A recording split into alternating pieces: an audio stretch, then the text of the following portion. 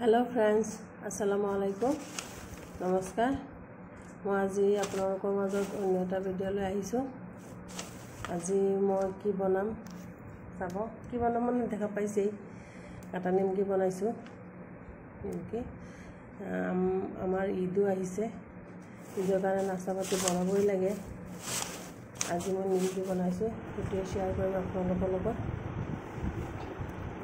নিমকি বনাবৰ কাৰণে 1 কেজি ময়দা লৈছো ময়দাখিনি মই চালি লৈছো লেতেৰা থাকিব পাৰে নাই কিন্তু ওলোৱা নাই সাফাই হলো চালি লোৱাটো ভাল মই চালি লৈছো লৈ পেলাই মই ইয়াত কালি জিৰা অলপ দিম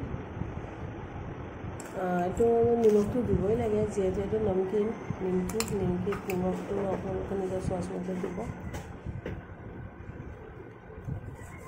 এতিয়া মই কালি জিৰা অলপ লৈছো লৈ পেলাই মোহাৰি দিছো মোহাৰি দিলে গোন্ধটো অলপ ভাল ওলায় আৰু মই ইয়াত অলপ আজৱাইন দিম আজৱাইনটো কিন্তু অপচনেল এটো দিব পাৰে নিদিব পাৰে আজৱাইনটো সবেই জানে হজমৰ কাৰণে ভাল কিন্তু তথাপিও এটো অপচনেল মই আকৌ কৈছো এটো দিব পাৰে নিদিব পাৰে মই দিছো আৰু মই বেকিং পাউডাৰ দিছো 1 চামুচ দি পেলাই মই এখিনি ভালকৈ মিলাই লম হাতেৰে মিলাই লৈ তাৰ পিছত ইয়াত মই তেল এড কৰিম মই ইয়াতে ৰিফাইন তেল দিম যিকোনো ব্ৰ্যান্ডৰ ৰিফাইন তেল দিব পাৰে ডালদাও দিব পাৰে মই কিন্তু ডালদা দিয়া নাই ৰিফাইনে দিছো মই কাপত দেখিছে এটো চাহ খোৱা কাপত 1.5 কাপ মান হ'ব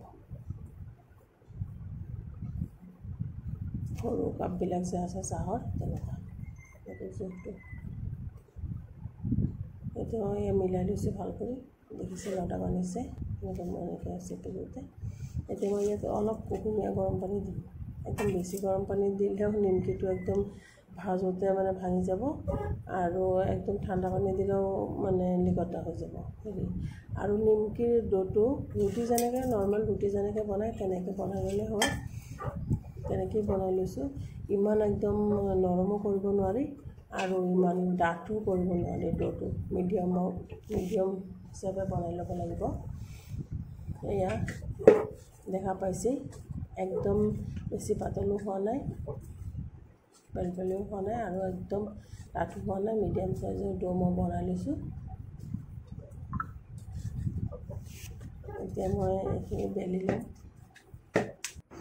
এটা মই অলৰেডি বেলি থৈছোৱে এখিনি দেখুৱা নাই এটা জাস্ট মই দেখাম বেলাটো এটা বেলি পেলাই মই এটো 15 পৰা 20 মিনিট সময় ফেনৰ তলত থৈ দিম মেলি পেলাই ডলাতে থৈছো মেলি পেলাই মই ডলাত মেলি 15-20 মিনিট মান ফেনৰ তলত থৈ দিম ফেনৰ তলত থোৱাৰ ফলত কি হ'ব কাটাৰ সময়ত সুবিধা হয় এটো লিকটা হৈ লাগি না যায় কাটাৰ সময়ত ধুনীয়া একদম ফেনৰ হাৱাত অলপ ওপৰদি অলপ শুকানৰ নিচিনা হৈ যায় পানীটো অলপ শুকাই যায় এনেও ৰুটি সুটি বেলি চাপচোন ফেনৰ তলত থলে অলপ ওপৰদি অলপ ডাঠ হৈ যায় হেতুৱে মানে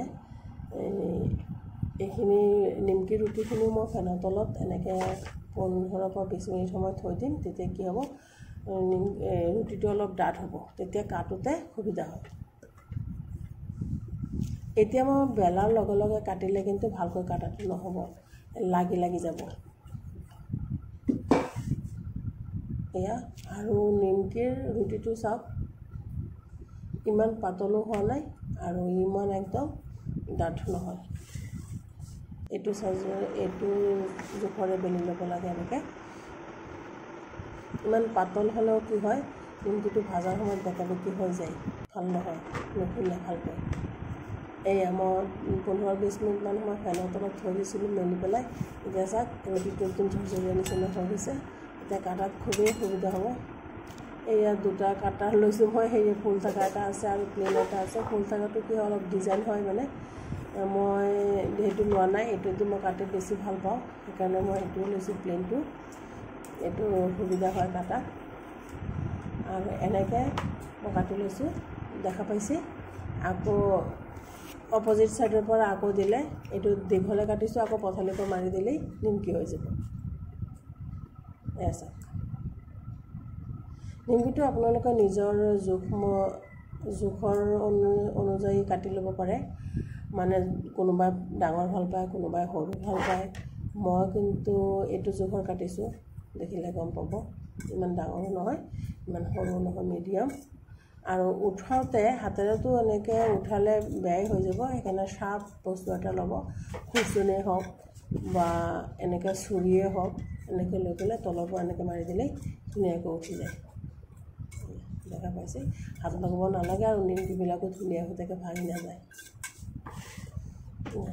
এয়া মই এটা কাটি দেখাইছোঁ, মই বাকীখিনিও এনেকৈয়ে কাটি ল'ম, ইমান আৰু নেদেখাওঁ। এয়া গোটেইখিনি মই কাটি লৈছোঁ। যিহেতু মই অকলে কৰিবলগীয়া হয়, সেইকাৰণে গোটেইখিনি কাটি পেলাইহে ভাজিব লাগে। এতিয়া মই কেৰাহীত তেল দি দিছোঁ। ভাজোতেও মই ডালডা ইউজ কৰা নাই বা অন্য কিবা ইউজ কৰা নাই, মই ৰিফাইনেই লৈছোঁ। লৈ পেলাই মই চালনীত কাটি লৈছিলোঁ যে, এয়া ফুটা ফুটা চামুচটো দিয়ে মই এনেকৈ উঠাই লৈছোঁ। উঠাই পেলাই তেলত দি দিছোঁ।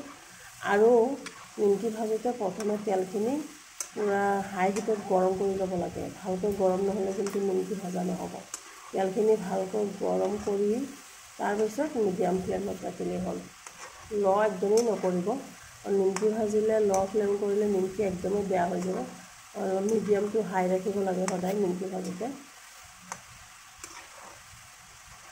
এনেকৈ লৰাই থাকিলেই হ'ল।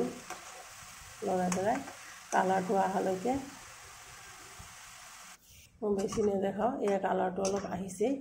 মই আৰু বেছি নাভাজোঁ, বেছি কালাৰ নকৰোঁ, কাৰণ এতিয়া মই এইটো কালাৰত উঠাই দিলে, উঠাই থোৱাৰ পিছত নিজে নিজে আৰু অলপ কালাৰ হৈ যাব।